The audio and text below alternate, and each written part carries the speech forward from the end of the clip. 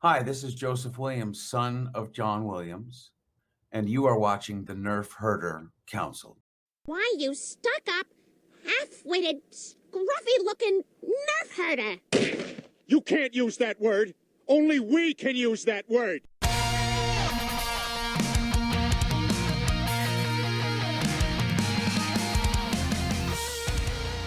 You're tuned in to the Nerf Herder Council, your source for Star Wars opinion, conversation, and debate. Featuring your hosts, JT. I don't care. It's close enough. I'm not here to be accurate, god damn it. I'm here to just say it. AJ. They literally sneak out by hiding a girl under a giant trench coat like a Three Stooges gag. What the f***, Disney Plus? Come on now.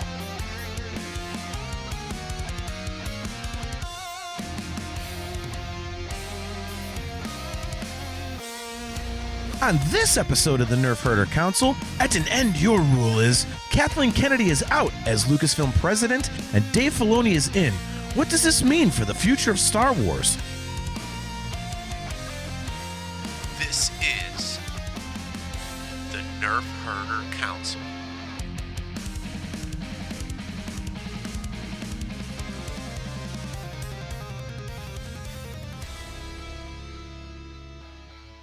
What's up, guys? Welcome to another episode of the Nerf Herder Council. I am your host, JT. We are live on our Facebook and YouTube pages, and we are also live on the Facebook and YouTube pages, channels, whatever the hell you want to call them, of the virtual Cantina Network. We are also streaming live on the Nerf Herder Council Twitch page. We are live at those locations every other Wednesday at 8 p.m. Eastern Time. As always, guys, we are brought to you by Audible. Go to audibletrial.com/NHC for your 30-day trial and a free audiobook download.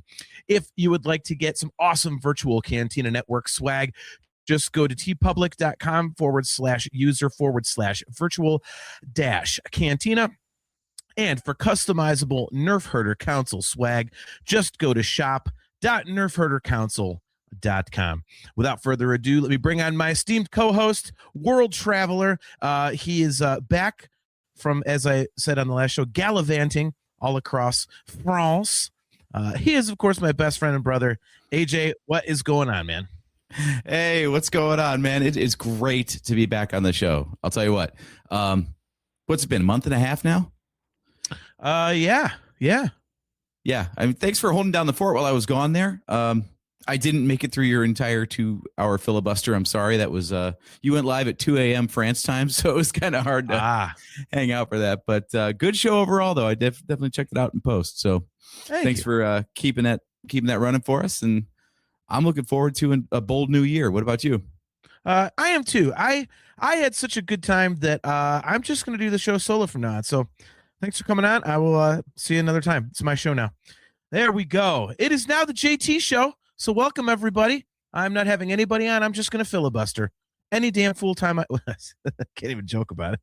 There goes AJ off camera. Oh, my gosh. Look at that. He's like, nope, I'm not coming back. Okay, anyway. Yeah. So, it is good. It is good to have you back. It was fun discussing my perfect movies list. I actually went longer than I thought I would. It's funny because like when you're doing that, you kind of feel like you're not giving enough detail without someone to bounce ideas off of. And then I realized I was going really long. It's like, son of a bitch. Yeah, I know the feeling. Every time I have to do a solo show of any kind, like a Lego stream or whatever, I'm like, oh my God, how am I going to fill all this time? And then I see it's like 3 hours later, like, oh, dude, bust out. Exactly. Dump out. So yeah. Nick Hall says chair cam. Exactly right, man. That's funny. So real quick, I didn't get it at the intro because you know what helps to do an intro is to actually put yourself on camera. So that was nice on my part. I was so busy doing behind the scenes stuff we need to do that wasn't loading quickly enough that I was in a panic. So so the views of the Nerf Herder Council do not necessarily represent those of the virtual Cantina Network, and there may be some bad language on our show. So if you don't like that shit, might not be the show for you. So, however, we can confirm there's no politics. on our show, unless you're talking about the taxation of intergalactic trade routes over the sovereign system of Naboo. Otherwise, politic-free zone, which these days is a beautiful thing. So there's a positive thing. So yeah. So anyway, this is a topic that you had brought up. So you're going to kind of lead the show tonight, as it were. But I think it's a good one. I like this idea. Obviously, everyone's heard by now, but Kathleen Kennedy is stepping down as president of Lucasfilm, and Dave Filoni is taking over. What's the other guy's name? I always forget the other guy's name. There's some other dude that keeps being mentioned as not a dude. It's Lin-Wen Brennan is going to take over the business side of things as president. Oh. Yeah, apparently she's been running as vice president or EVP actually and general manager at ILM for 16 years. So it's not like she's new to the company or new to the process or anything. Okay, she's just been working in a slightly adjacent capacity. So, but no one's talking about her. No one cares about the bean counting. Well, I apologize for being an ass. I was not aware. I thought that was a man. It wasn't specified. So that's my fault. I wasn't being judgy or misogynistic. So I apologize. But okay, Lin-Wen. Okay. Mm-hmm. She's Welsh, so I don't know. Maybe it's like an ethnic name or something. Okay. So that's why it threw me. Okay. Well, okay. So those are the two people that are tasked with running it, but obviously the main focus for most fans, I would say, just as you said, the bean counters are not generally discussed a lot. But yeah, I think this is definitely about, it's definitely a Dave Filoni-esque, Dave Filoni-esque topic, I would say. So, where do you want to start? I guess it's not a surprise, but it's huge news. I mean, it really is. If people don't think it is right now, it definitely is going to be as the year as time goes on. So, yeah, in terms of the news cycle, this isn't news at this point. It's a week and a half to 2 weeks old. I wanted to come on and talk about it, one, because we haven't. And I mean, we're a Star Wars podcast. We're kind of obligated when who's running Star Wars changes. It's pretty big. It's only happened once in the lifetime of the franchise. So yeah, I feel like we've got to weigh in a little bit. And also, of course, as internet fandom will do, most of the stuff that I've seen has just been people coming out and just bagging all over Kathleen Kennedy. And as much as we joke about stuff and try to be a little sarcastic, we are not a negative podcast at all. So I think it's time to, is KK stepping downing? Okay. That is fantastic. We have we have our first ever Judas Priest reference on the Nerf Herder Council. We've been on for over a decade, and this is the first time we've had a Judas Priest reference. That's from our buddy Cale McLeish, and he says, "Okay, Judas Priest pun aside, this is going to be interesting." So, continue, sir. So I feel like it's a good time to look back on everything that Kathleen Kennedy was in charge of, instead of just, because it's so easy to say, "Well, the sequel trilogy sucked, and it's all Kathleen Kennedy's fault, and the Acolyte sucked, and that's Kathleen Kennedy's fault." And yeah, but there's so much more to it, right? Like she presided over Lucasfilm for 13 years, almost 14. That's a hell of a long run. And as far as like how much Star Wars we got in that time, it's a ton more than George Lucas ever put out. So I feel like there's so much different about the way the franchise was run and where it was at as a franchise under her leadership versus George Lucas's, that it bears a more, I guess, objective approach, but at least a balanced approach, right? Instead of the typical internet thing of just, well, we get clicks if we just hate on everything and talk about how much everything sucks. Like there's a YouTuber YouTube channel called The Gold Man, and he does a lot of retrospective stuff. And he put out one called the Failure of Kathleen Kennedy. Like he just summed up the entire run as, yeah, it sucked. And of course it's got, hundreds of thousands of views and yada, yada, but it's not true. I don't think that we wouldn't have this podcast still if Star Wars had gone in the toilet like everyone says it did. Yeah. Just because you don't like everything doesn't mean that everything was trash. So I figured we would go through, give our take now that we have like a complete body of work on Kathleen Kennedy, and try to balance that. One on like, was it any good? And then also like, compare it to what her job was. Because I think that's the first place to start, is that like George Lucas was an independent filmmaker. And because of the success of the first movie, he had more money than he needed to continue the franchise how he saw fit, instead of having to go to studios and kowtow to whatever studio executives said he should do. Whereas Kathleen Kennedy came in after the sale to Disney, and now she's got corporate overlords. So I feel like it's not fair to really compare George Lucas Star Wars to Kathleen Kennedy Star Wars just on that alone. What do you think? It's an interesting point. See, it's hard for me to discuss that because I don't feel like it was wildly different. I may have opinions on what quote unquote feels like Star Wars with a couple things, but to me it was all Star Wars. It was just, I mean, you could say, okay, it's higher budget, this, that, and the other, looks more slick and everything, but it's kind of hard to compare with the early George Lucas stuff because that was practical filmmaking. That's how movies looked back then. So if it looks a little dirtier, grittier, things like that, that's just how things were. So I think, I mean, John Phillips says it best. Thanks for tuning in, man. He says, nothing is going to change. Meet the new boss, same as the old boss. Yeah. I mean, I don't think it's going to change now. And I don't think it changed with her very much. I mean, it was very George Lucas-esque, it was, she took chances on things. And that's, I mean, we've said it on the show so many times. That's the George Lucas spirit. So to me, it was never this earth shaking thing. It was just, pardon my language, fuck yeah, we're getting more Star Wars. And so I feel the same. I'm completely with you. Like, as you said, we're a positive show. I mean, not always, and we could be dicks about certain things, me in particular. But I mean, on the topic of Kathleen Kennedy, I don't understand the hate. Like, what are you not? I mean, what are you not seeing? There is no Star Wars right now. I mean, as you said, we're not talking about this right now if it wasn't for her. So, and I mean, look at this. Nick Hall, he says, can't rag on Kathleen for batting over 300. I mean, okay, let's say that is what people think. Like she got like 1/3 of the stuff right. Okay, but there's like multiple projects every year, so you can't really complain. I mean, that's a ton of really good Star Wars. I mean, look at that. Nick Hall, Purgle would disagree. Kale, we're a positive show. Purgles have entered the chat.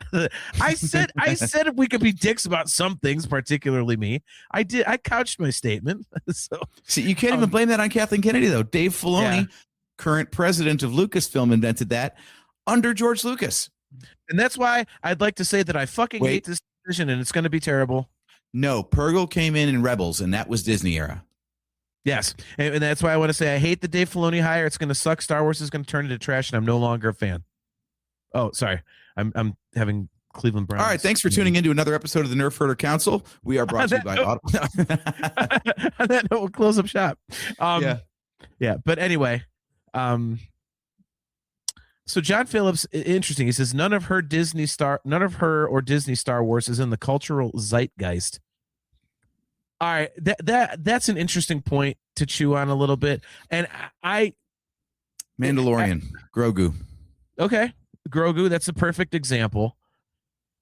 And I'm going to dispute it on another level. I don't think that's fair to say, John, because Star Wars is, the original trilogy is so unbelievably legendary, and I mean it's like a once in a lifetime thing. That's like, to me, that's like saying, oh, well, Wolfgang Van Halen's good, but he's not his dad. Yeah, no one's ever going to be Eddie Van Halen, just like nothing's ever going to be the Star Wars original trilogy. I mean, let's face it. Everyone talks about the fact that, Rogue One is like this damn near, it was on my perfect movies list, for Christ's sake. But anybody discussing that movie in terms of quality with Star Wars and everything, almost everyone's putting Empire ahead of it. Certain things you're just not going to surpass. So I don't think that's really a fair assessment, at least to me. What I mean, would you agree? Would you disagree? Like you said, the original trilogy, well, it is in the zeitgeist in such a way that you can't expect it to be followed with equal success. You only have a first time to do a first thing. So you're not going to have episode 7 be groundbreaking like episode 4, which sounds dumb because it's not episode 1 as a soundbite, but you know what I mean? Like the first Star Wars movie is going to be way more iconic than anything else.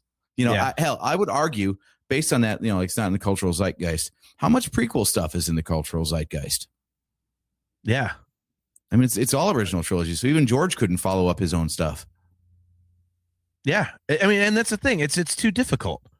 You know, I mean, John asked in the chat, he said, you know, can you quote anything from it? Nick says, I'm one with the Force and the Force is with me. And I'm thinking this is the way.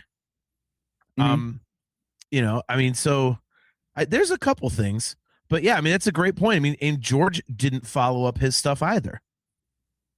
I mean, yeah, I mean, what can you say as about true the fans of the franchise? We like all of it, but in terms of anyone who's not a Star Wars fan, you ask them what Star Wars, they're going to say Darth Vader, X-Wing, Han Solo. Yeah, like all original trilogy stuff. They're not going to be like, oh, I love the Venator class Star Destroyer. That's amazing. Or they're going to make fun of Jar Jar and say it's the dumbest thing they ever saw. Yes, that's true. Honestly, if you're going to say what's in the zeitgeist with the prequels, you almost have to say Jar Jar. Mm-hmm. Yeah. I don't know anything. And it's not in a positive way. So yeah. Congratulations. You instead of being famous, you were notorious. Top Gun. Yeah. Mm-hmm. You mean notorious. So yeah, look at this. So yeah, the sequel trilogy came in kind of behind the 8 ball there, right off the rip. But you know, we have been on record. We're aligned with most people to say the sequel trilogy had a whole bevy of problems, and we're kind of split on episode 7 itself, which was the first thing out the gate.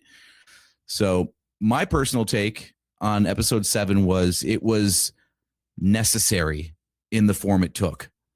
Yeah. But it wasn't risk taking, like you said.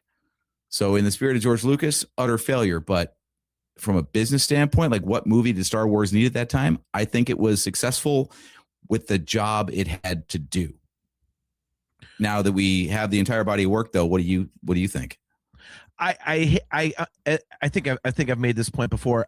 I understand it, but I don't like it. But that's coming from someone like, you know, when one of my favorite bands goes on tour, I don't need to see, you know, like for example, if Van Halen, like if Eddie was still around, they go on tour. If they didn't play Panama, Jump, Hot for Teacher, Running with the Devil, You Really Got Me, I'd be fine. Give me Hear About It Later, you know, give me Top Jimmy, you know, stuff like that. You know, give me DOA. Like I don't need the greatest hits all the time.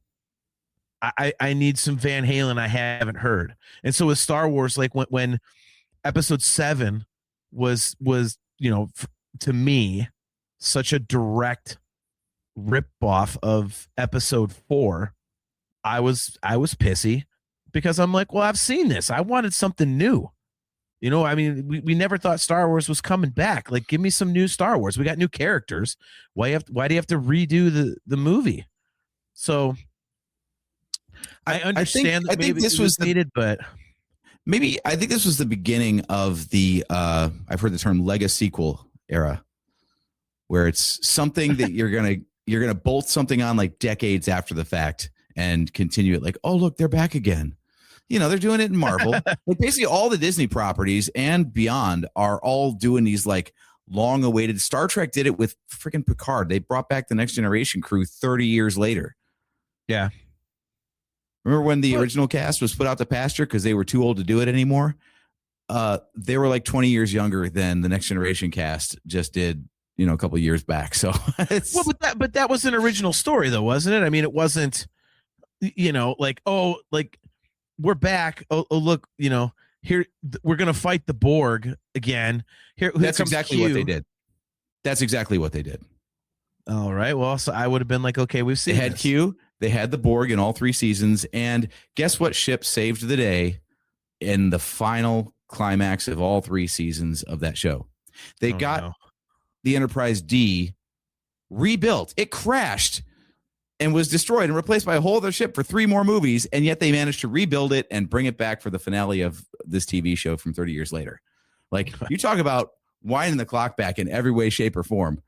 We've got with the Ghostbusters franchise, and I hear there's another Gremlins in the works and maybe a Goonies. Like, all this shit is just like a Goonies.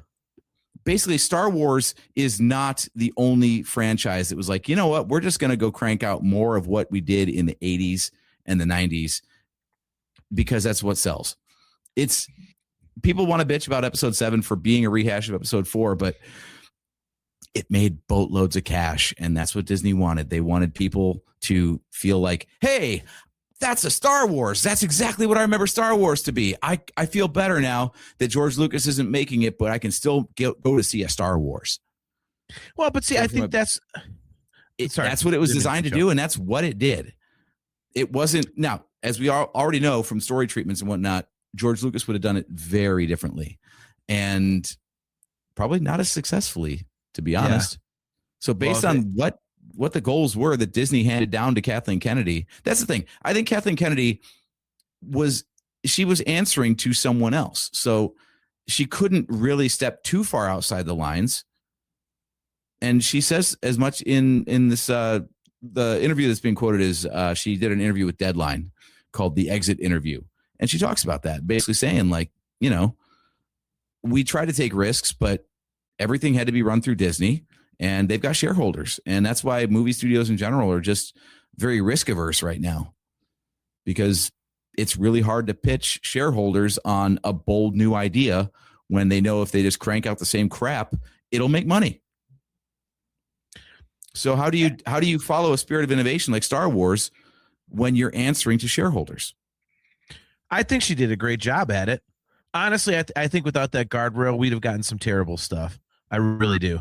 I think the whole Star Wars is woke crowd, I think you might have actually seen that actually come to fruition if it was just, do whatever the hell you want. I don't, because as we've said many times in the show, I don't subscribe to that whole theory of Star Wars is woke, Disney Star Wars is woke.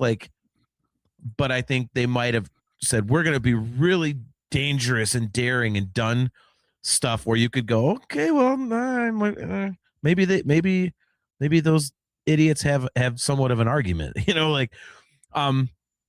but I think she did a great job within the parameters that she was given, because she did take chances, but it didn't stray so far where it didn't feel like Star Wars. Even the stuff that I didn't care for, like John Phillips, he's talking about, Ahsoka in the chat. He said, I'll try to give the new head some slack, but Filoni failed with Ahsoka. Yeah, I don't like Ahsoka either. I didn't like it at all. But it felt like Star Wars to me. And it was, just another adventure in that universe. And so I thought they did a good job with that. And especially, things like Rogue One and Solo, like how especially Rogue One, like if that doesn't feel like Star Wars to you, then you're in a coma. or you're just you're willfully trying to be pissed off about something. Mm-hmm. Because that was just like, I came out of that movie going, oh my God, was that awesome? So yeah, I understand like reporting to shareholders and things like that, but I kind of I kind of think that might be a good thing, because how many times have we discussed the fact that a lot of the things that people have a problem with in terms of the prequels is because George Lucas had no one to tell him no. He surrounded himself basically with yes men. And mm-hmm. I don't disagree. I don't agree with that, because I love those movies. I will forever call myself a prequel apologist. I love them. I'm not just saying it to be the cool kid on the block, or to be risque. But yeah, people complain that he, didn't have anyone to say, hey, Jar Jar is stupid, or, don't make poodoo jokes, things like that. Like he just was going to go forward with it. And you bring up a great point about what George Lucas would have done with the sequel trilogy, because if people are complaining about it now, I mean, he flat out said he was going to explore the midichlorians more, and everybody hated that for the most part. So he was going to take this thing that everybody hated and go, yeah, well, here's 3 more movies of it. Mhm. So pick your poison, people. Like, And that's the thing is, like, we have all this supposition about, oh, what it would have been, and it would have been better if George was in charge. We have no idea. Yeah. So all we have is a concrete body of work over here with Kathleen Kennedy, and then this theoretical thing over here. They're like, oh, it would have been so much better. Based on what? Like, we have nothing but these like story ideas that were rumored. It's not like anyone read the scripts or anything. It's the same thing where people say like, oh, Rise of Skywalker was trash. And yes, we don't like that movie. And we read Duel of the Fates and it sounded better, but who knows what final form that script would have taken and what would have ultimately ended up on the screen. So we could still only speculate. Yeah. Nick Hall says, I think Acolyte could have been better without the guardrails. They had seeds planting for what I bet they would have gone for without being sidelined. That is always going to be such a polarizing thing, Nick, because I don't have the same problem with it that so many other people do. Yeah, I really don't. But I'm happy to debate respectfully, but I'll stand. I did rewatch it and I'll stand by it. It was a good story idea that was made badly as a show. I don't think the problems with the Acolyte were with anything on what the story they were trying to tell. I think it was how the story was told. Yeah. John Again, Phillips, when you live in a stone ziggurat and it burns down, they didn't fireproof it, dude. We've been over this. it's stone. You don't have to fire. You know how you fireproof a building? You build it out of stone. What if it wasn't stone? What if it was a different space material that occurred on that planet that's actually flammable? You don't know. Well, that was the most flammable damn stone I ever saw. So, well, look, I'm in the middle of reading an awesome sci-fi book right now, and there's a lot of like really cool ideas based on things we haven't seen in our universe. So there you go. So maybe that was one of them. Flammable stone. Plus, you don't take a non-English speaker and tell them to have to say the girls over and over and over again. That's just not even fair. True. So John Phillips, interesting. He says, AJ, they spent way too much money on The Force Awakens and especially Rise of Palpatine, Rise of Skywalker. That's interesting, John. I mean, I don't think there is such a thing. I mean, if they want to blow a shitload of cash to make a really kick-ass looking movie, I'm fine with that. So I kind of enjoy that. I like that they weren't nickel and diming it.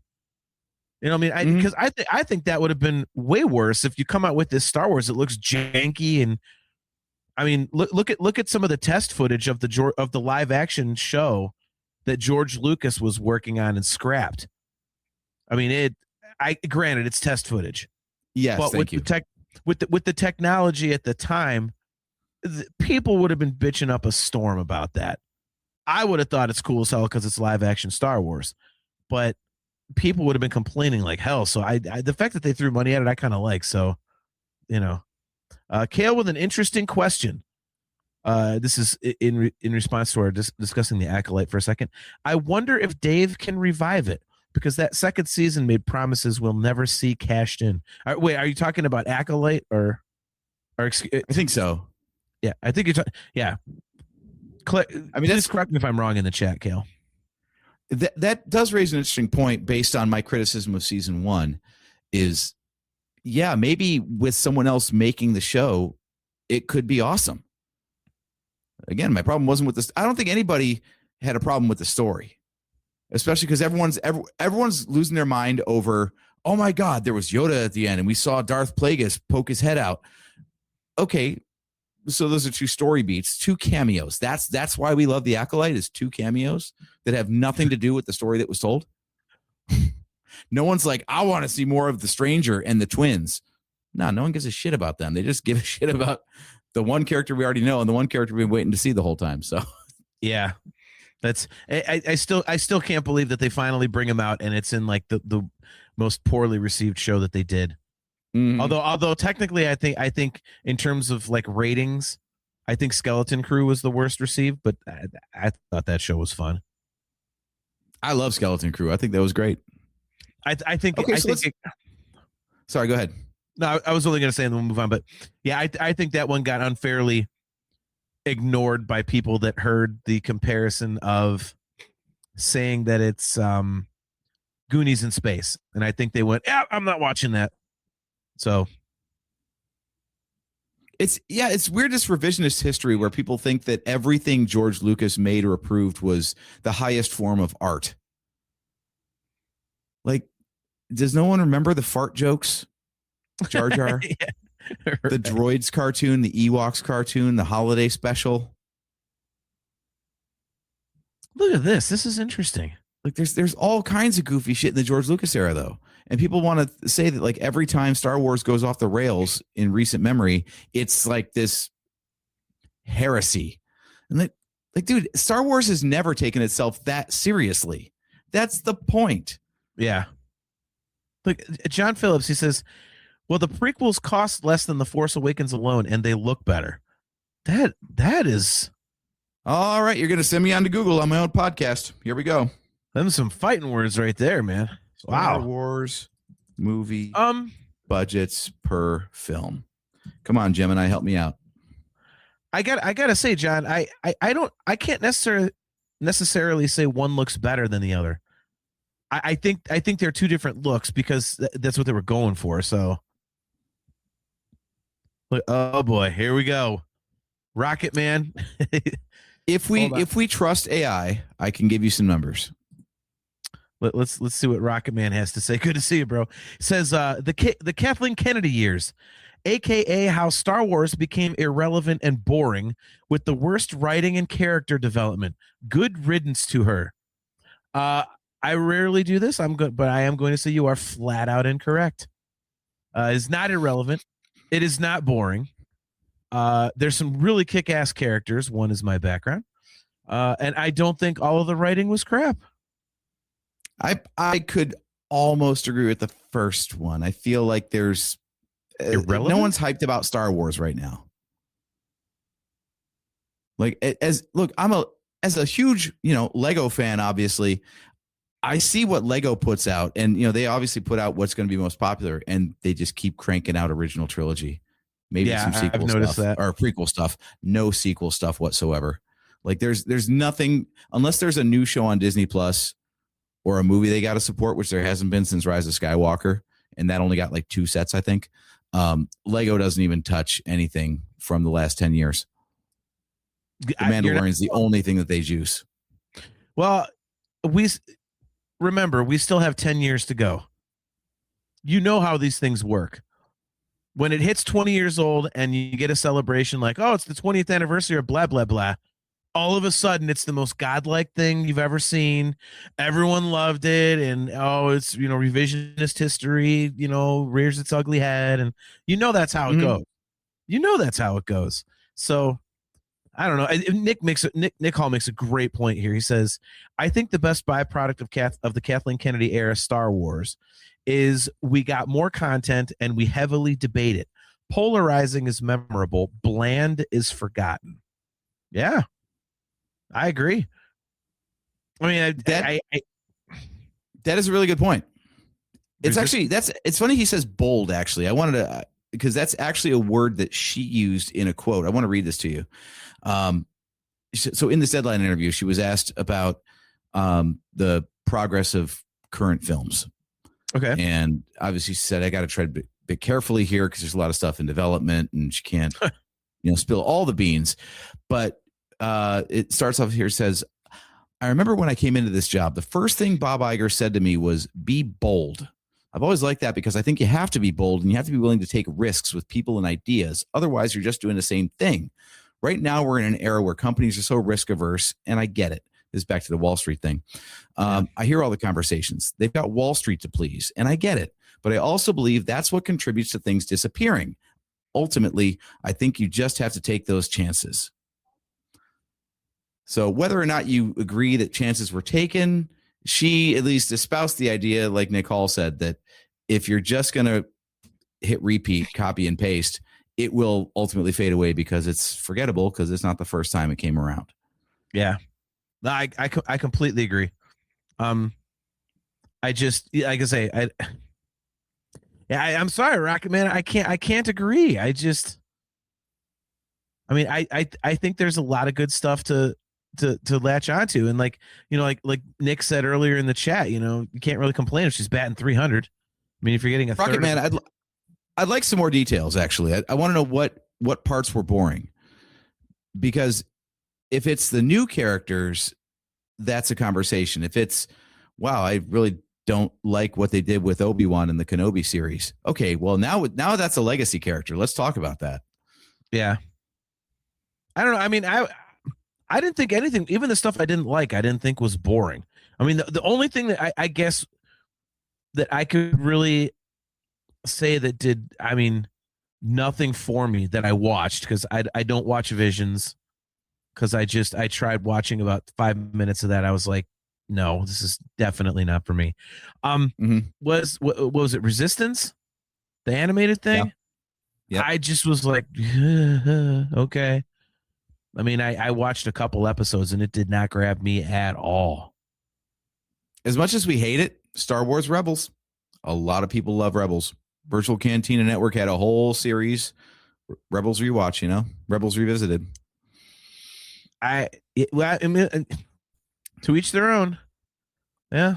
A lot of people really, I mean, that's why the Ahsoka series got greenlit, was because Rebels was, I hate to say beloved, but it really was. Like, people really latched onto that stuff. They latched onto it well enough that they greenlit a live action revival of the show. Called Ahsoka. Yeah. It's absolutely true. I mean, yeah. How do you get Dave Filoni to make the transition from animation to live action? Well, what if the live action show was just a cartoon? Yeah. Well, I mean, and I mean, hell, that I mean, we can get to this later, but I mean, that was going to be one of my things I'm concerned about. Are we just going to get like live action Filoni verse and that's it? How much? We did that episode, what, 2 years ago? 3 years ago at this point? Are we already in the Filoni verse? Yeah. Yeah. It's sorry, my hood is really pissing me off. Sorry about that. Little breaking the fourth wall there. Well, you at least got to do it like the Jedi way. You got to saunter up first. First, if you're a Sith, it's down here.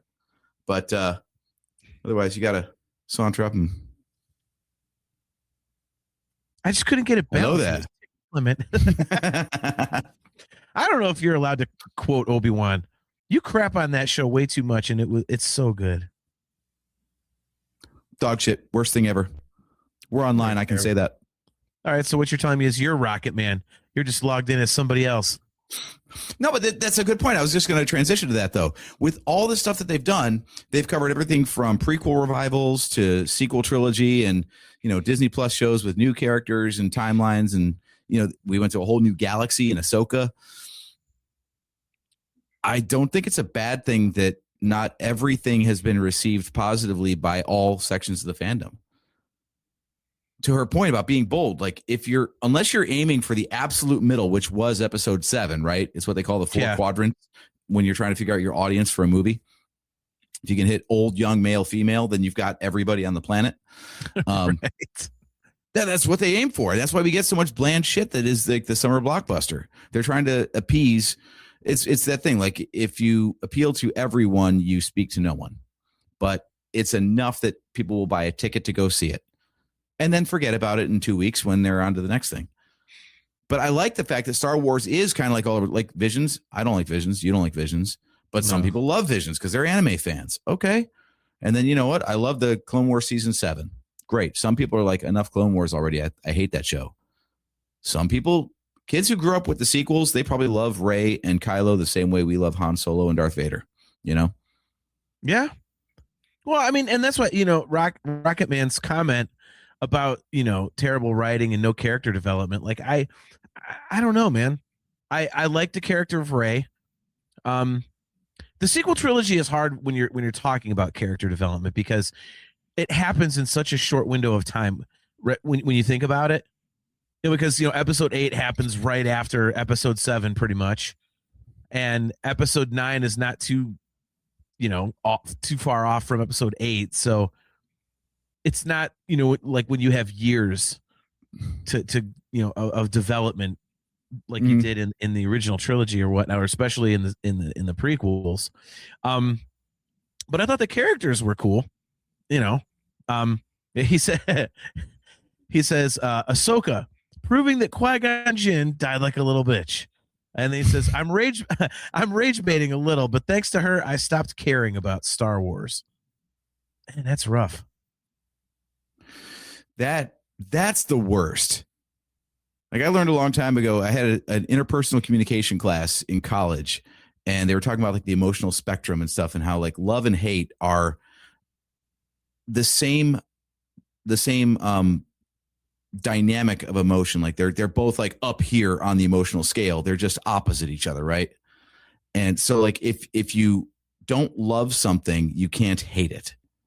Like you can't have an all negative reaction if you didn't care that much about it in the first place. And the point was like indifference is really like the worst.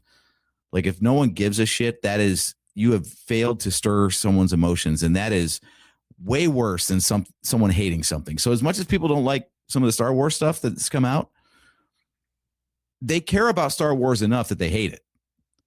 When it gets to the point of like Rocket Man is saying like, I just don't care anymore. It's like me and the Browns. Like, you got to win me back right now. You don't affect me. I was going to use them as an example too, because I'm very apathetic, and that's making me apathetic to the Cleveland Browns is damn near an impossibility. Mm-hmm. So I can't even imagine someone hating Star Wars like that, man. And that's the worst. Like if they continue to hate it, they continue to care. If they just say, I don't care about Star Wars, that's worse than hate. Yeah. Then you got if they still hate it, they'll pay attention long enough to find out a reason to continue not liking it.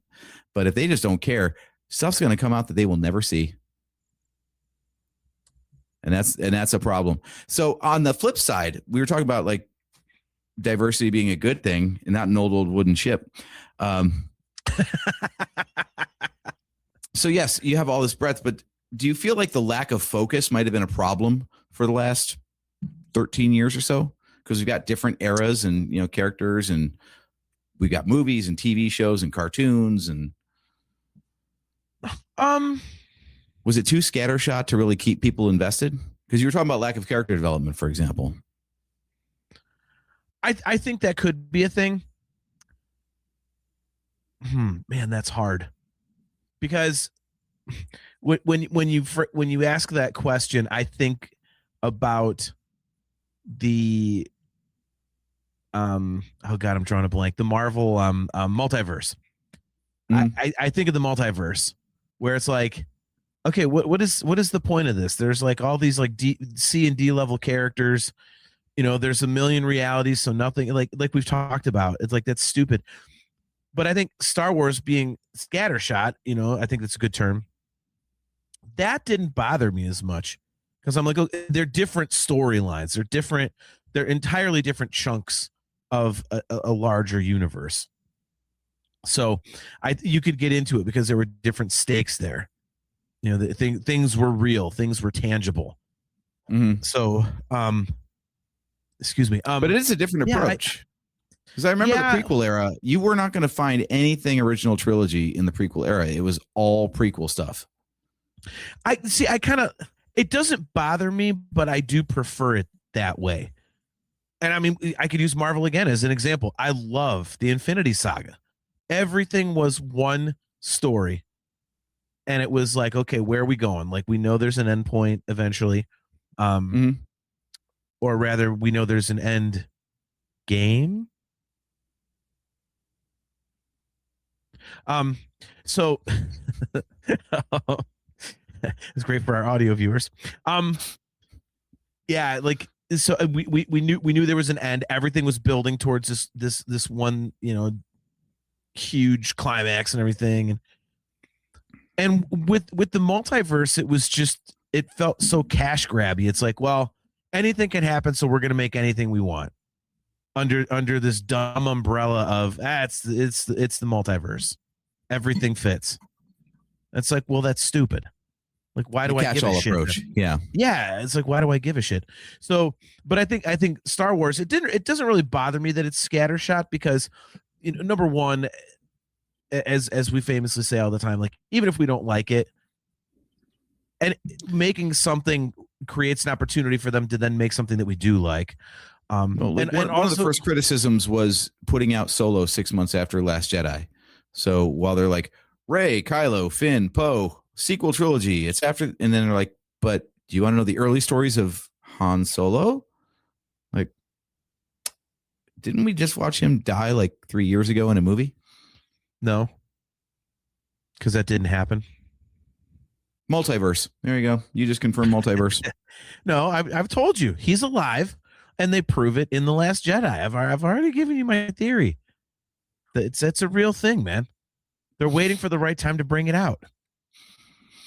You didn't see him hit the ground or anything. It's just he fell into like this, like, He's hanging out with Mace Windu. I get it. No. That's why Luke said, "Wait, where's Han?" Because he saved him. He felt what happened. He force floated him to safety. He's like, "Wait a minute, why is he not on the Falcon? I force saved him all the way from this little PP island." I told you he's alive. You just mark my words. He's alive. It's a real thing. So, see, I missed and it's.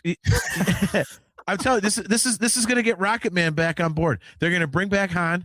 He's going to have like the scar, and in true Star Wars fashion, the scar is going to move. So it'll be like in his armpit one time, and then it's going to be in his right shoulder one time, and then it's going to be in his liver.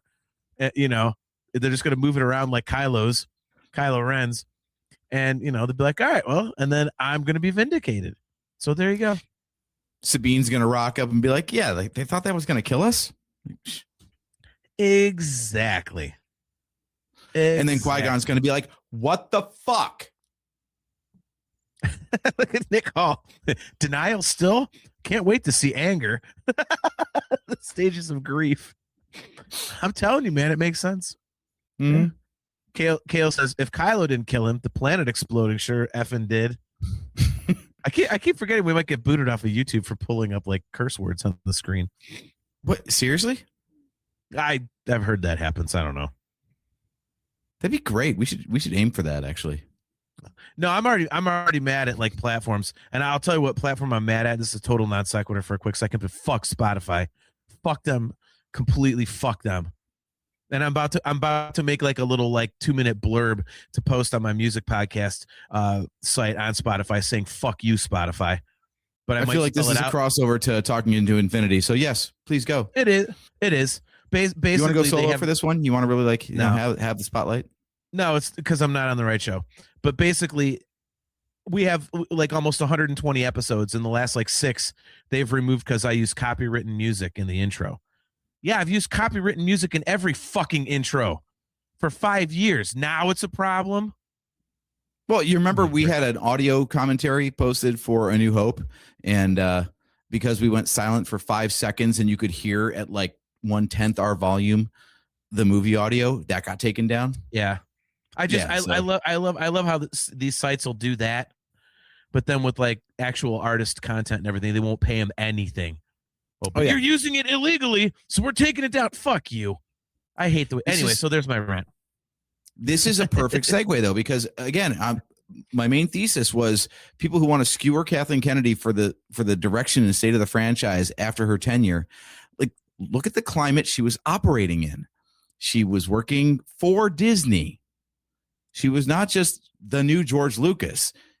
If George Lucas had a boss, this is what it would have been. And you've got, shareholders, and you want to drive up the stock price. And so we're in the era of content. It doesn't matter if it's good. We just need shit on Disney Plus because we have to have a streaming platform. So let's shotgun out as much crap as we can get. And, how are we going to get people on board? Let's drag Ewan McGregor and Hayden Christensen out of Star Wars retirement and try to, film a flashback scene with no de-aging whatsoever and try to convince people that 40-plus-year-old Hayden Christensen is a teenager. That kind of shit. Like, there's going to be some bumps in the road because Star Wars has never operated in this environment before. So I feel like a lot of the things that people want to skewer Kathleen Kennedy for, anyone would have had those problems. Yeah, she was doing the job she was given to do. And as much as I hate on the accolade, like we were talking about, you got to be bold and take risks. I didn't like it. I don't think it was well made, but you know what? She took a chance. Rian Johnson in The Last Jedi, classic example right there. After the success of episode 7, what would be the smart thing to do? Just another rehash. Yeah. Yeah. And that's not what we got at all. Yep. Now, the trilogy itself was a disaster. Like this idea that, it's come out that he was writing episode 8 before 7 came out, and, the two camps didn't talk. So it's like, how do you continue a movie when you don't know how that movie turned out? Yeah. That is just asinine. So yeah, she's not perfect, but it is a good way to make sure that they're not just doing the same thing over again. And we love Last Jedi because it's specifically in that vein of let's go against the grain. Whatever they're expecting us to do, let's go the other way. Like the easy thing after Star Wars A New Hope would have been, let's make another one of those. But George Lucas was like, no, let's completely invert the formula. Let's put the big battle at the front.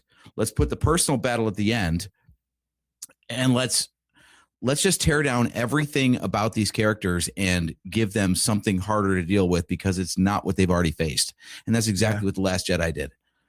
And then people want to skewer it because they're like, oh, I like the last one, and this one's not like that.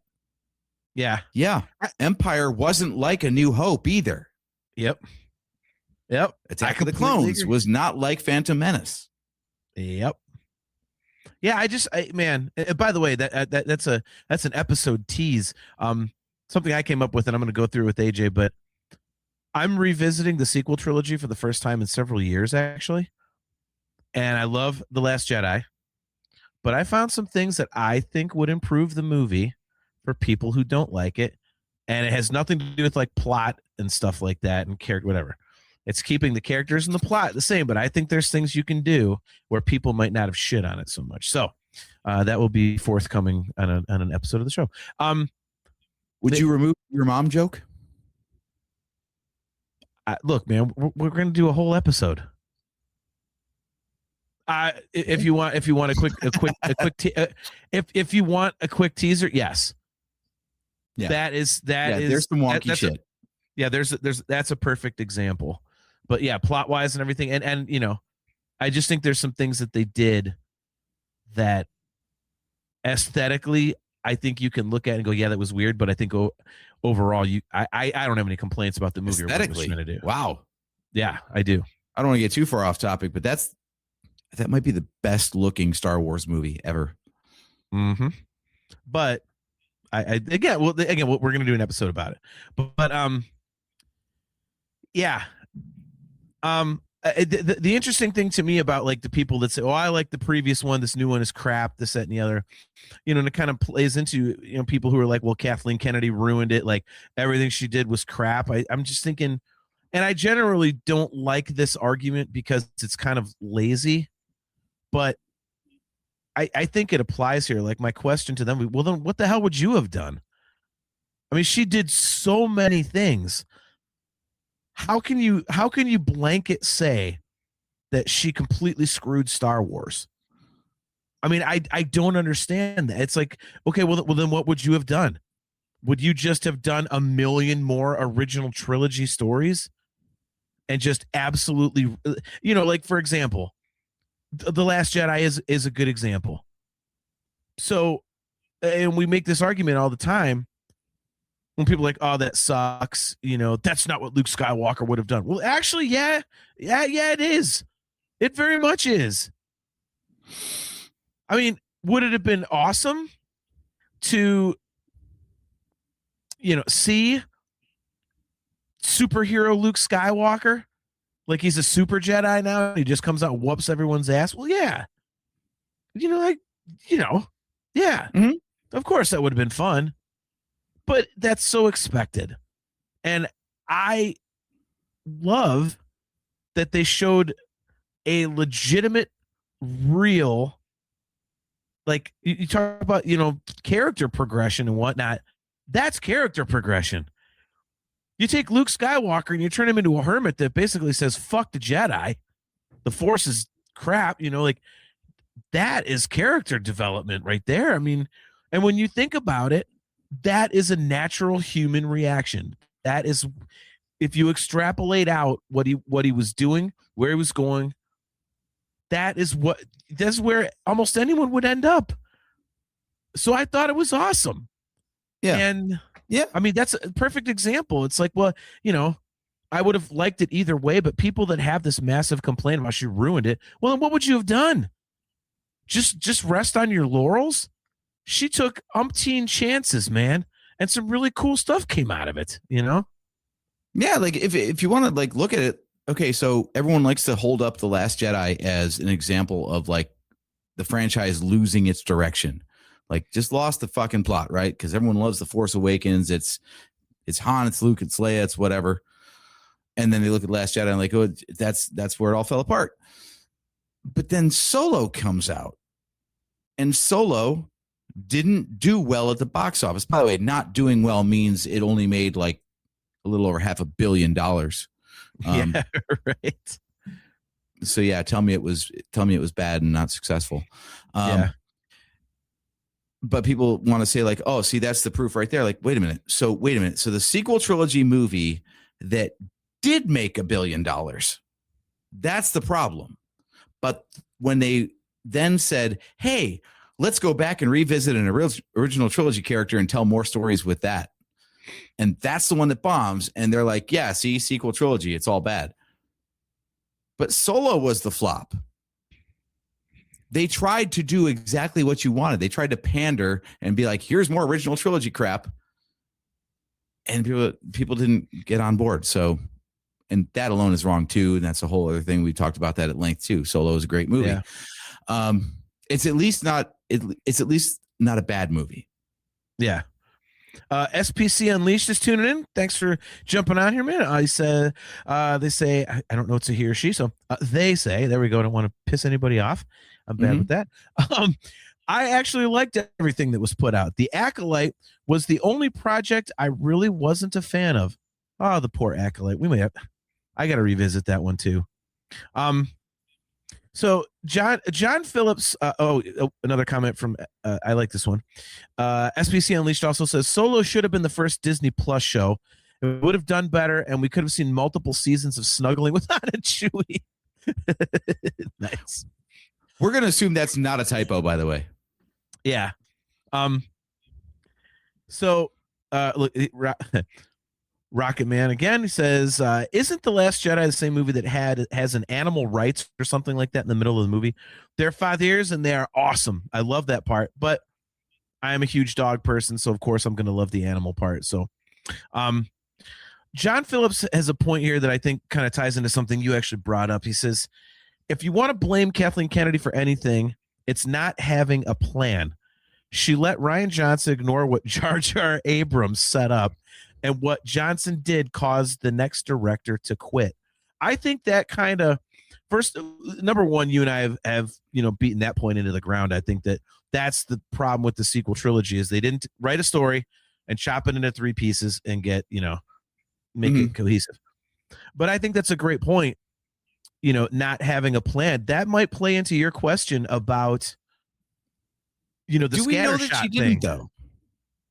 Do we know that she didn't?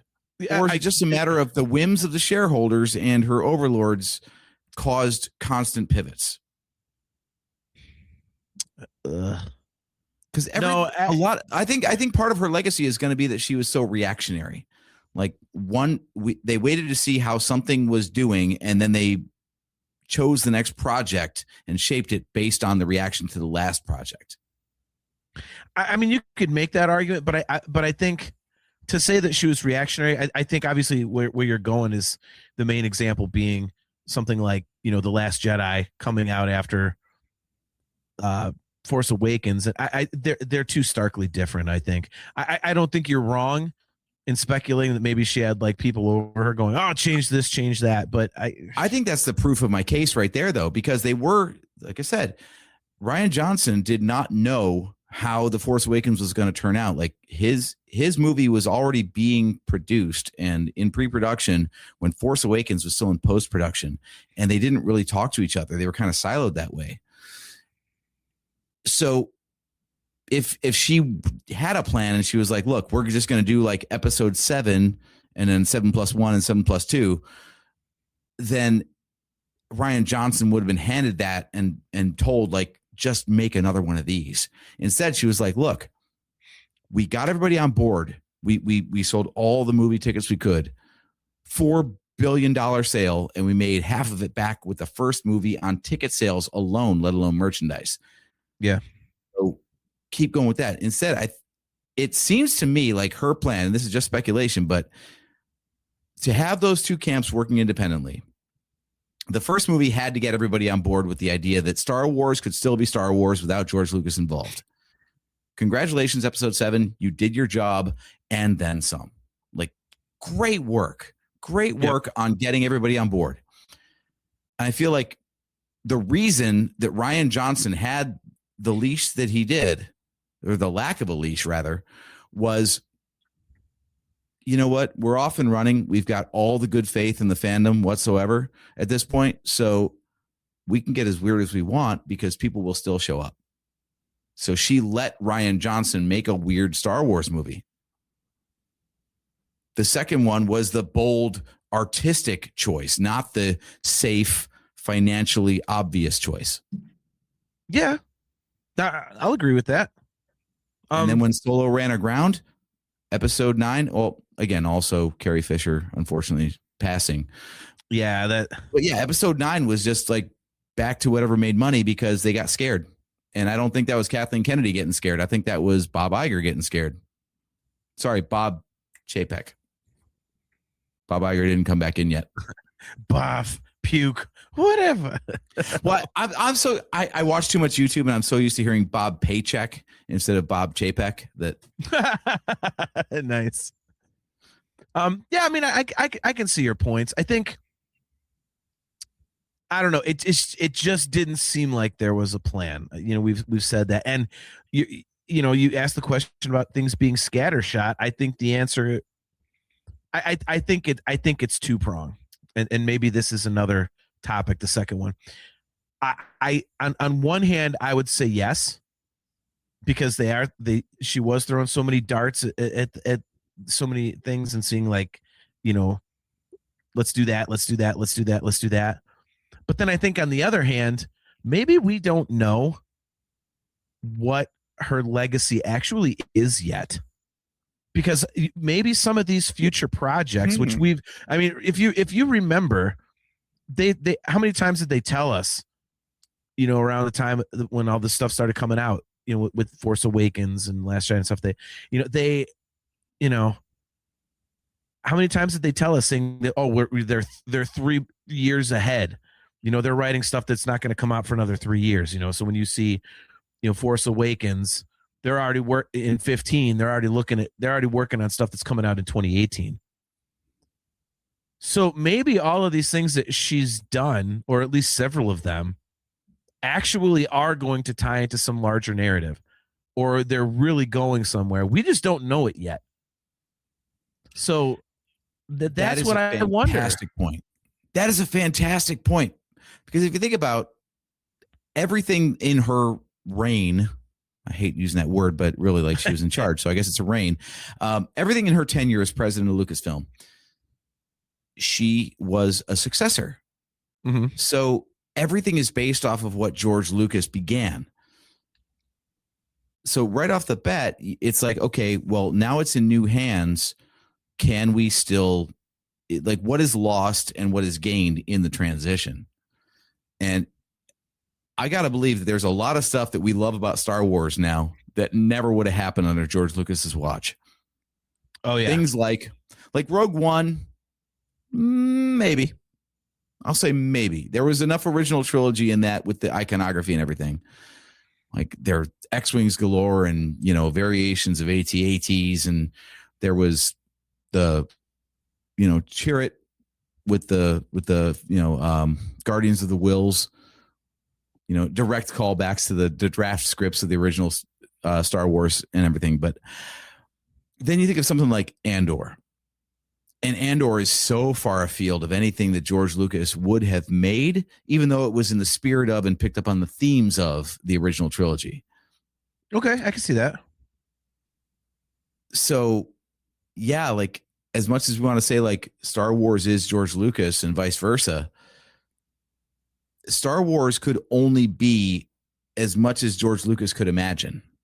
And then it took someone else to expand upon that. And Kathleen Kennedy herself, not being a filmmaker, just being a producer, was just the person to say yes or no to certain projects. Yeah.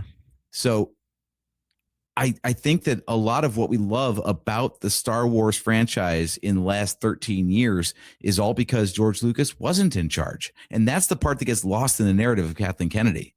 They want to skewer her for all the things that they don't like, but they don't give her the credit for all the things that she did that George never would have. Nick Hall agrees. He says, well said, AJ. Yeah, I also think that's an excellent point.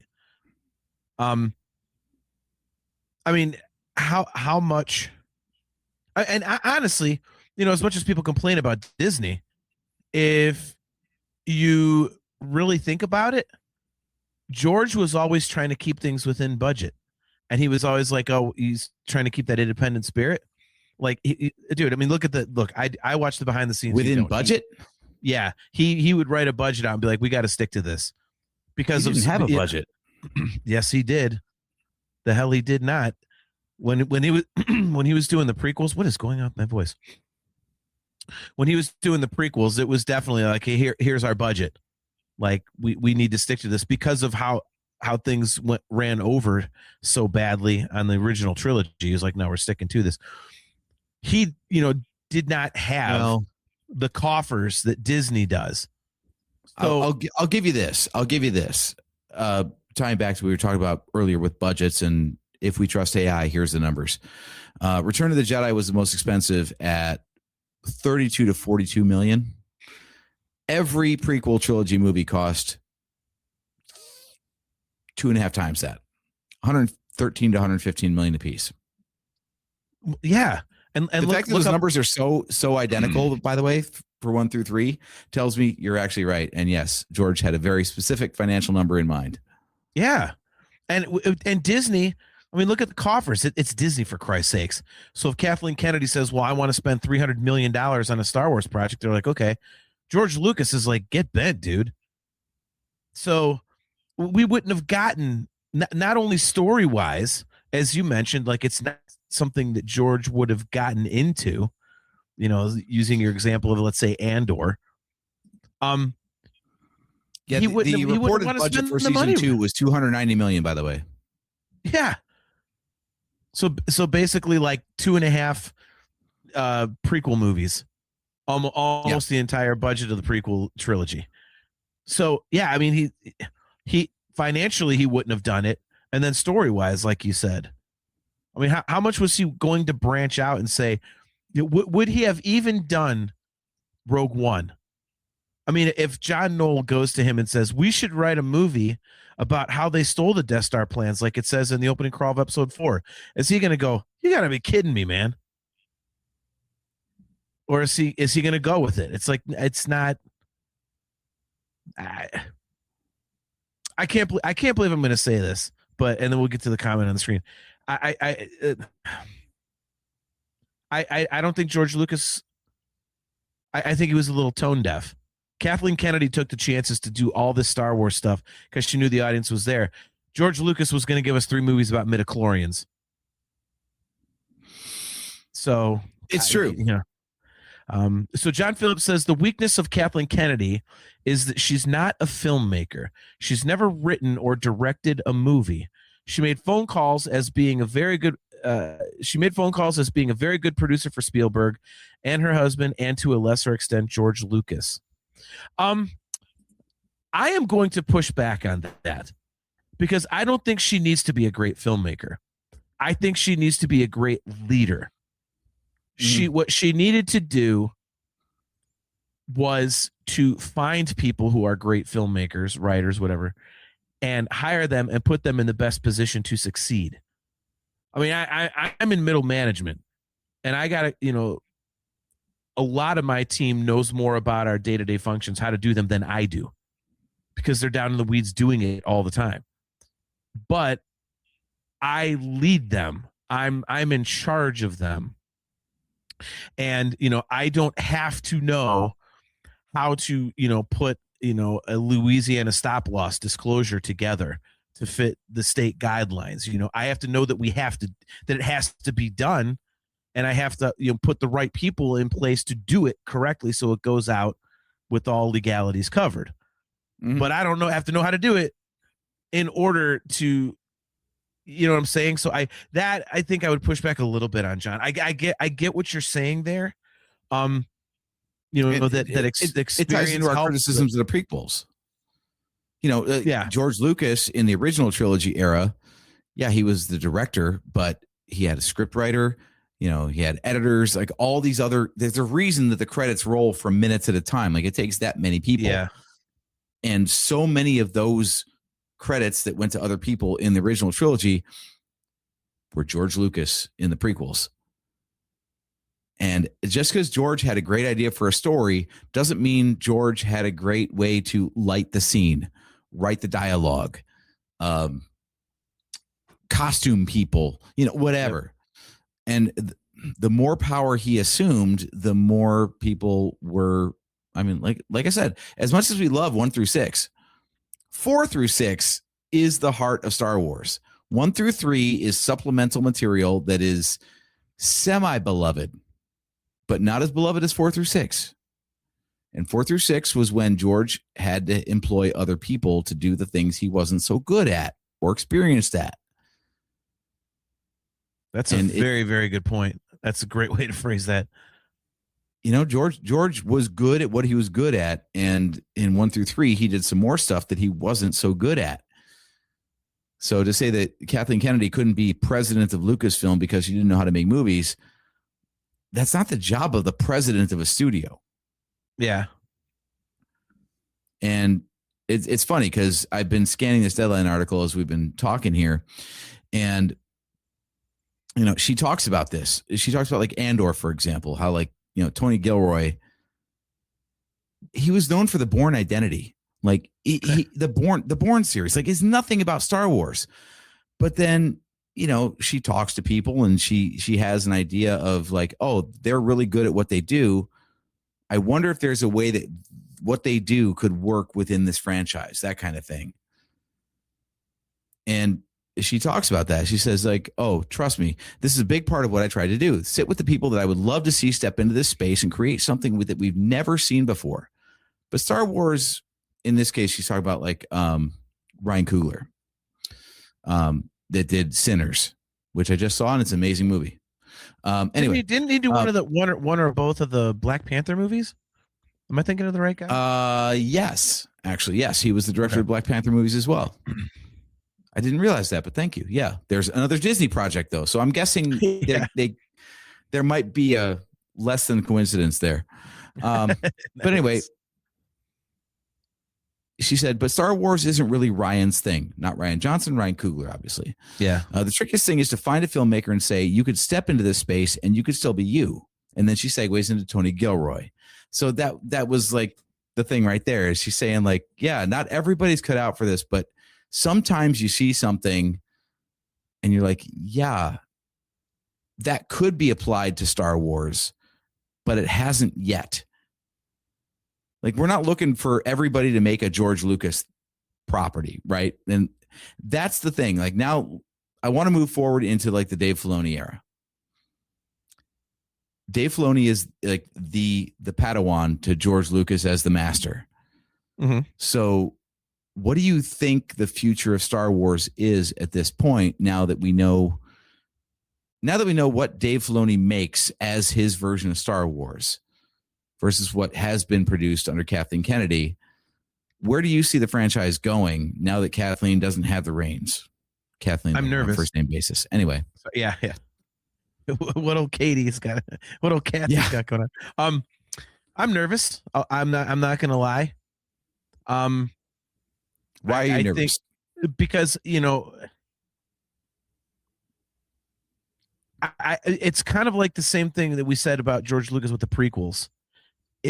In that there's some things that he's done that kind of seem like he's just plowed forward with some things that aren't the best ideas and just damn the torpedoes, I'm putting them in there. It's like, yeah, you maybe should have like pumped the brakes on that. How much live action Rebel stuff are we going to get? And that one, I guess, is a personal one because I'm not, the biggest Rebels fan.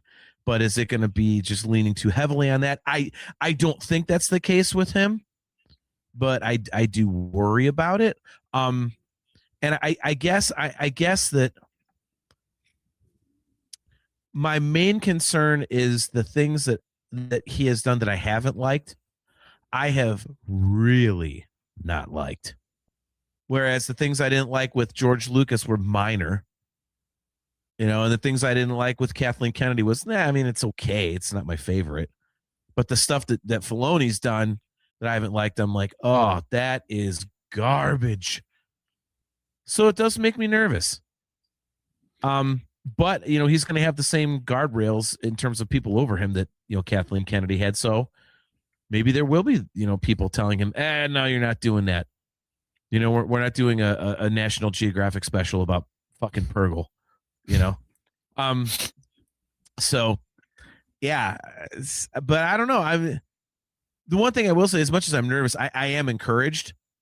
I think you got to give the guy the benefit of the doubt, don't you? It's he's Dave Filoni, for Christ's sakes. You can say, and we have tonight. Look at all the Star Wars that Kathleen Kennedy's given us. Well, look at all the Star Wars that Dave Filoni's given us. He helped breathe new life into the franchise when we didn't think anything else was coming.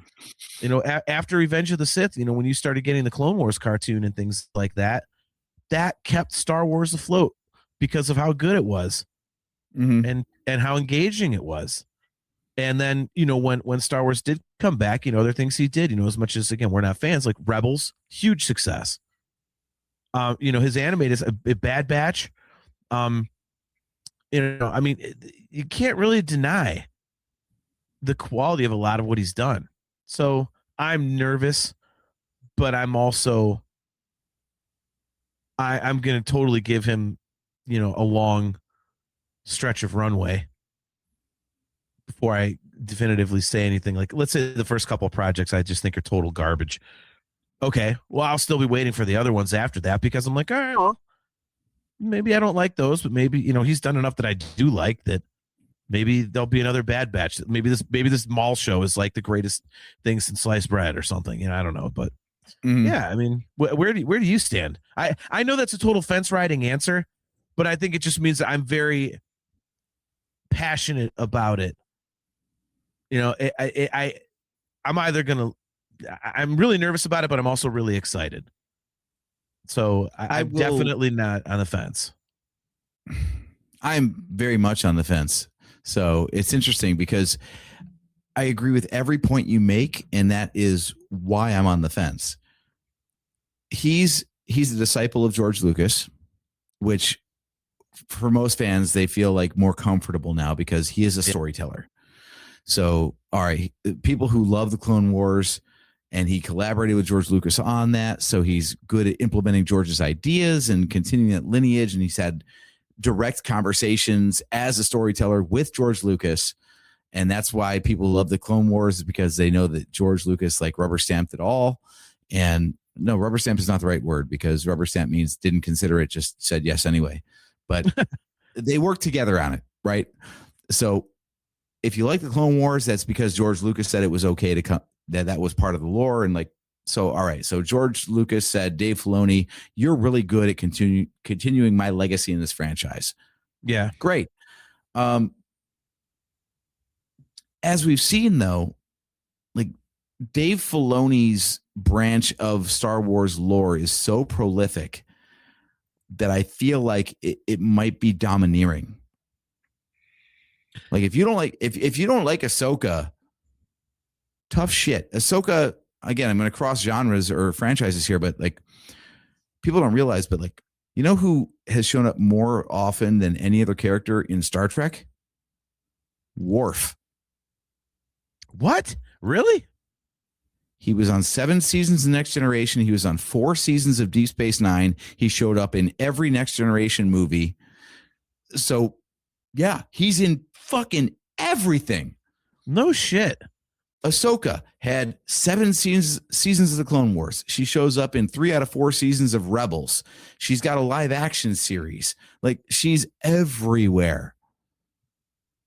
And she's strangely like adjacent to all the major events of Star Wars, but never in the major events of Star Wars. So it's easy to forget her.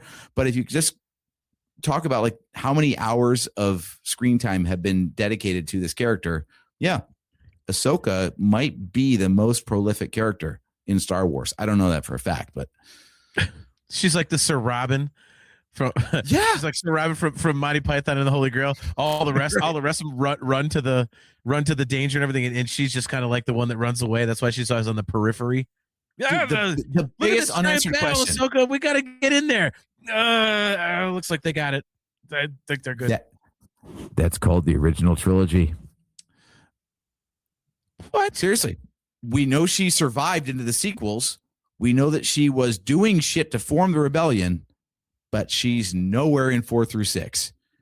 And that has never been addressed. Even Rex is in there, man. What was she just like, you know what? This looks pretty bad. World Between Worlds looks pretty good right now. Right. She was actually in Jedi. Just they didn't show her on camera, but she was in the back of the room when they were like, many Bothans died to bring us this information. Like, all right, who's going on the mission? And Han's like, well, I need a crew. Ahsoka's in the back whispering, going, fuck that. Yeah. No way, man. Nope. Coming for 2027, the Disney Plus super special editions. And then here's Rosario Dawson, like just like superimposed in the background. She's doing like the secret walk, like the Scooby-Doo, like getting out, like somebody see, like the like doing this like in the background to get out of the room so no one sees her. Yes. Yes, Ahsoka, exactly. Ahsoka, where are you going? Bathroom? I gotta take a piss. Oh, okay. Right. Well, hurry back. This is important. Oh, yeah, for sure. Be right back. Yeah. Damn it. I've got that image in my head of Ahsoka actually doing the. I think you're Anakin calling somewhere like around Peridia. Right. Holy shit, man. Oh yeah. So Anyway. that's my hope and concern with Dave Filoni is like, on one hand, yeah, he studied at the feet of of the creator. So if you want the most George Lucas Star Wars you can get without having George Lucas write it, it's going to be Dave Filoni. Yeah. But also, Dave Filoni has been very good at promoting his branch of Star Wars lore to where if you're not on board with Dave Filoni's version of Star Wars, you're going to cut out a whole lot of the fandom. Like, look, the Ahsoka series was all him. And the later seasons of Mandalorian, when he was more involved and Ahsoka was more involved, and they were trying to build towards this hypothetical Dave Filoni movie, the Filoniverse movie with, all the Disney Plus shows culminating. That's Dave Filoni. Then over here, the most critically acclaimed stuff is Andor, for example. And that is so opposite all the fantasy elements and everything that Dave Filoni's big on, that if you're not all about the Jedi and the mysticism, I feel like you need a 50-50. So I really hope he doesn't lose that balance of the two. Because the original trilogy is not great because Obi-Wan and the Jedi are fucking amazing. It's because you get scoundrels like Han Solo and you have Jedi like Luke Skywalker. So you can't just be like, you know what, the Jedi are awesome and I don't care about the little people. But so much of Dave Filoni stuff focuses on like fantasy, pure fantasy. Yeah.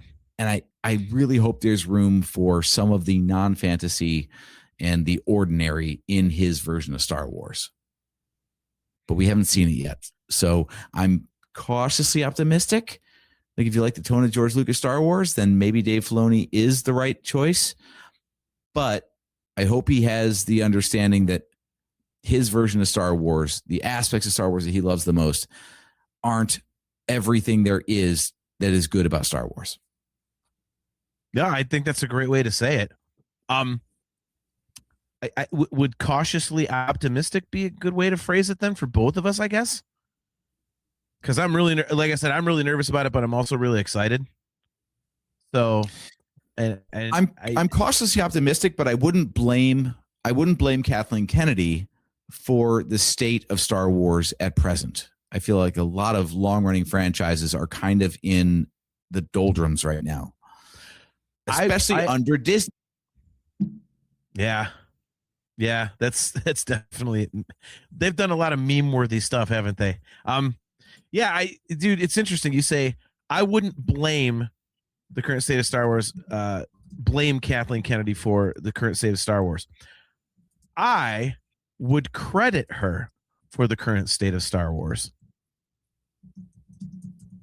I mean, and that's the bottom line. People who complain, we don't have, like, I mean, to bring it full circle and kind of, put a bow on things, we wouldn't, these people that are complaining about it and whatnot, we wouldn't have this stuff to complain about.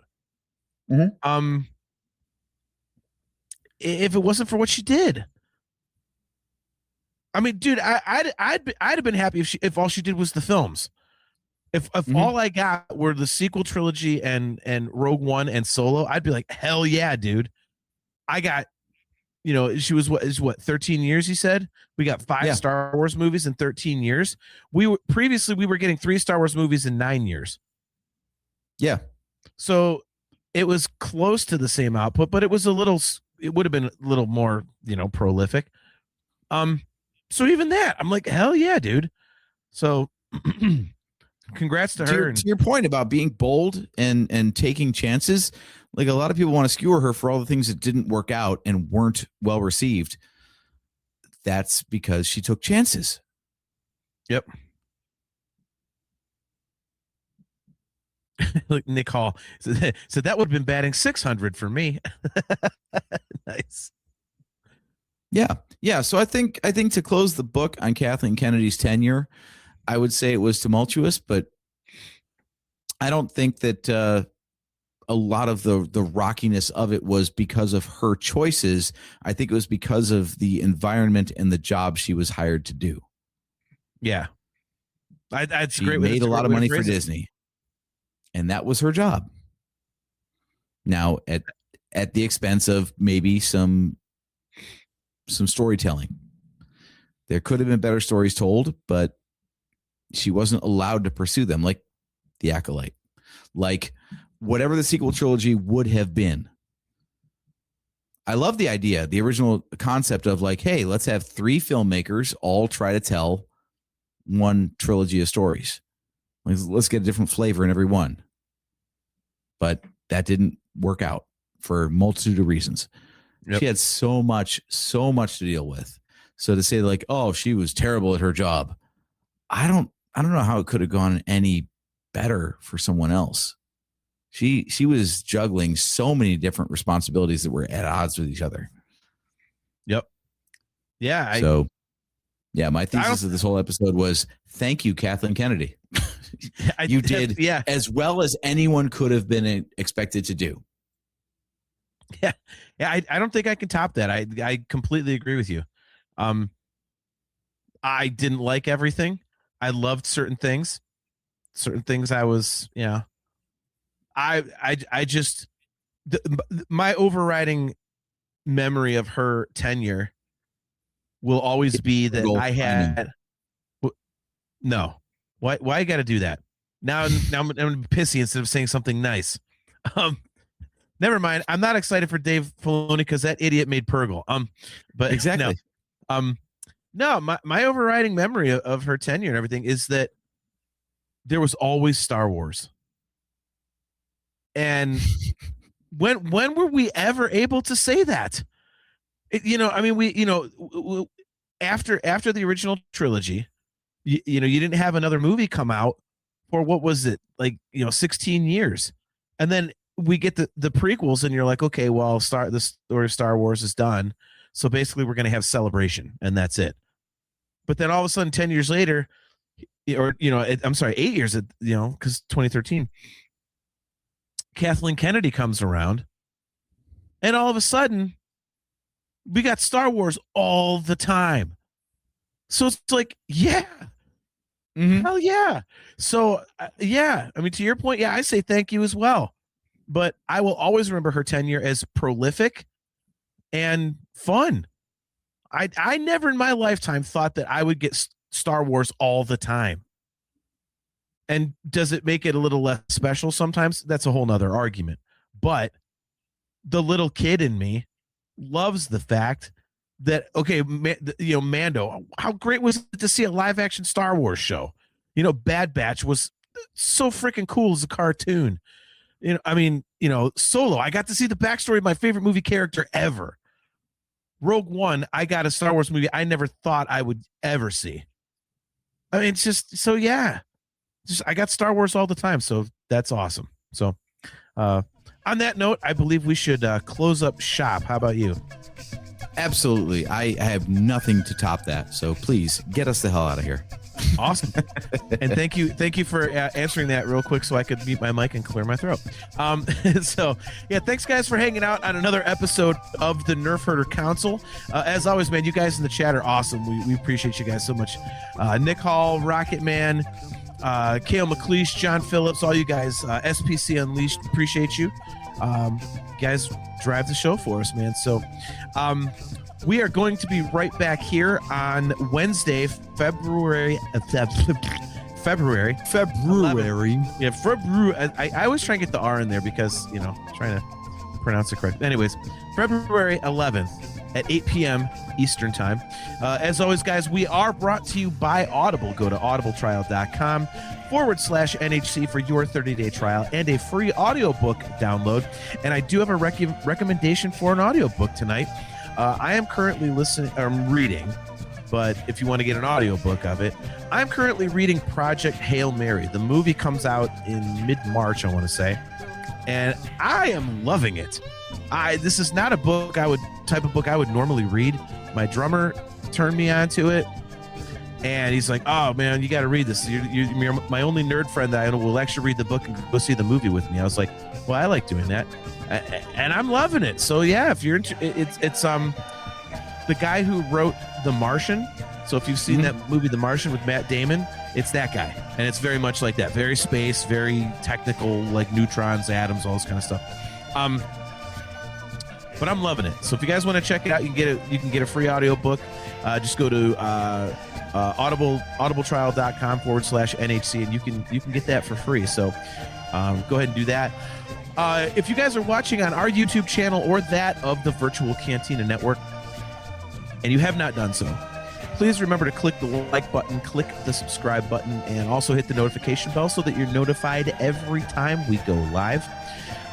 You can get some Virtual Cantina Network swag at tpublic.com/user/virtual-cantina. And you can get some amazing customizable Nerf Herder Council swag at shop.nerfherdercouncil.com. So until next time, guys, which again will be February 11th at 8 p.m. Eastern time. I am your host, JT. He is AJ. At Drake Adams 579 on Twitter and Blue Sky. And we will catch you guys next time.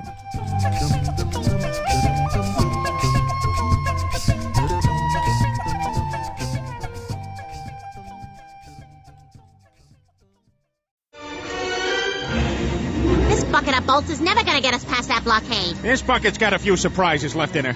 Plus, me and Chewie are on it. Ain't that right, Chewie? Hell yeah, you my Nerf herder. You my Nerf herder.